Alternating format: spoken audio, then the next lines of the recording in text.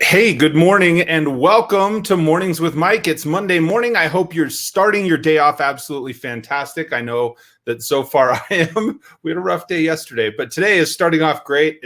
I want your week to start off great. I want your day to start off great, and I want it to help carry you on through this week. So it's important to note, I've got a new software. So if someone in the chat could let me know if you are seeing and hearing me okay, that would be fantastic. And this stream is sponsored by StreamYard. So you can go to join-streamyard.com. That's still setting up, but I set up that link so that if you're interested in multi-streaming with a really cool live streaming platform, you should make sure and check them out. So this morning, we are going to be getting into Matthew chapter 6, verse 34. And the reason that this came to mind for me is because and it practically like leapt off the page, because we all are living in the future. We're constantly seeing what is going to come next and what is going to be.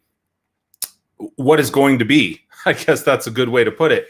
And so Matthew chapter 6, verse 34 says, "So don't worry about tomorrow, for tomorrow will bring its own worries.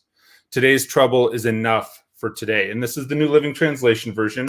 For those of you, if you're new here, I do share each week from the New Living Translation version. This is every man's Bible, and I love it because it's a good study Bible, has some additional information and context. So I'm going to read that one more time. Matthew chapter 6, verse 34. "So don't worry about tomorrow, for tomorrow will bring its own worries. Today's trouble is enough for today."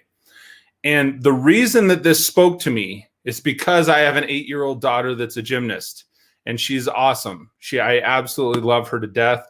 She is definitely somebody that she starts thinking about. She's a competitive gymnast, and she was set up to have her first competition here, or not her first competition, but she was set up to have a competition yesterday. It was the first competition where she was going to be on her own. We had to watch from Zoom, and so what happens is she starts thinking about, well, what happens if this happens on the beam? What happens if I fall? What happens if this doesn't go right? And she starts to think and create all this nervousness for herself. Good morning, Tanya. It's good to see you.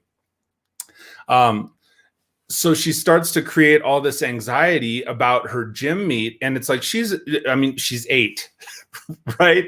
And so you think about, gosh, how many problems could there be? And I'm like, well, if you fall off the beam, then you get back up and try again. If this doesn't go right, then you try again. And she's such a good little competitor, but she allowed these unrealistic fears to creep into her brain, right? And so the more we focus on a thing, the more we focus on what might not go right, the more real it becomes. And when we focus on something like that, we are drawn to it. When we focus on what is good and what is right, when we focus on the Lord, then we are drawn to him. So what happens is when we get off track and we start focusing on what might go wrong, even if it's unwarranted fear, so for example, in the story of my daughter, at the end of the day yesterday, she had an okay meet. Some of the fears that she was focused on came to fruition, and others did not. But at the end of it, her day finished very much the same as it had begun. iPad in hand, talking with friends. It was just a thought in her mind, right? After all the things that had happened, it was just a thought. And so those fearful thoughts that she'd had at the beginning of the day with what if this and what if that, they'd all vanished anyway.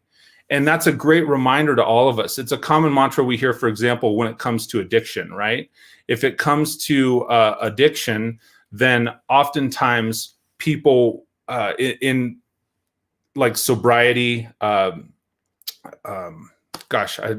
people that are involved in like groups, sobriety groups and so forth, there's a common mantra that we hear, and it's, take it one day at a time, take it 1 hour at a time.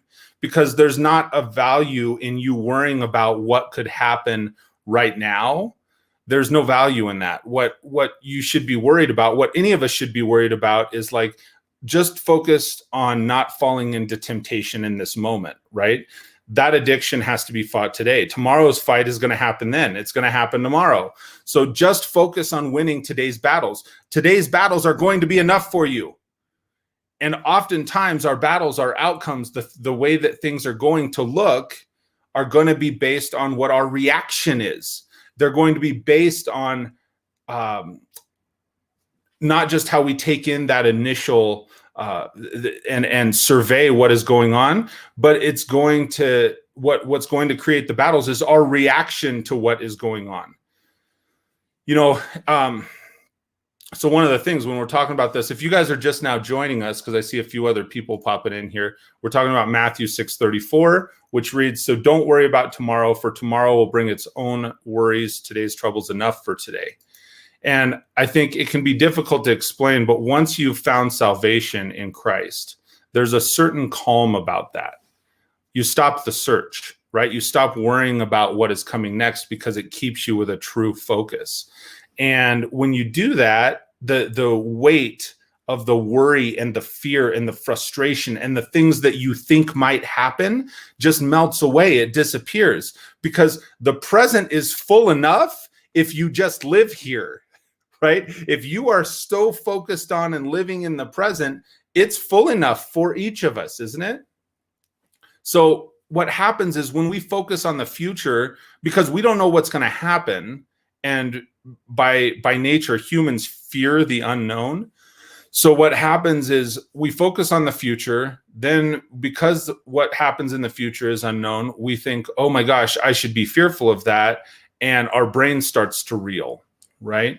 And the reality of this is fear is not real. It's something that is made up by our brain by trying to focus on or control something that we don't have control over or that we don't know about. And so just a reminder here that faith is the truth. When you have absolute faith, when you have absolute belief in what is going to happen, and as in many other verses, God already has a layout. God's got a layout for you and I anyway. And so for us to try and figure it out, or for us to try and assume of what may happen, that's what starts to create all of these thoughts and these doubts. So just keep in mind as we're moving forward today, trust in God. Don't waste time worrying about the future. I said this earlier, or something along these lines earlier, that the present has enough to offer. It does. Just stay focused on, fight today's battles. Stay focused on what's good today. And when you stay focused on what's good today and what your reaction to what's good today, and you stay focused on God and you stay rooted in faith, then it will help move you forward. Just let God provide to you what is needed today. I guess that's the whole moral to the message as we're coming to the tail end. Let God provide to you what is needed for you today, and it will happen. Keep that focus directly in front of you. So thank you all for joining me this Monday morning. I hope your day started great, and I really hope you have an absolutely outstanding and excellent week. So I look forward to seeing you all again next week, next Monday. As I noted here, you could make sure, please, I'm going to be moving this show exclusively over to my faith-based YouTube channel, so please join me there. It's streaming there right now. It's also streaming on my main channel, but go to youtube.com/withmike. And I look forward to seeing you again next Monday morning. We'll talk to you soon, everybody. God bless you. Have a great week.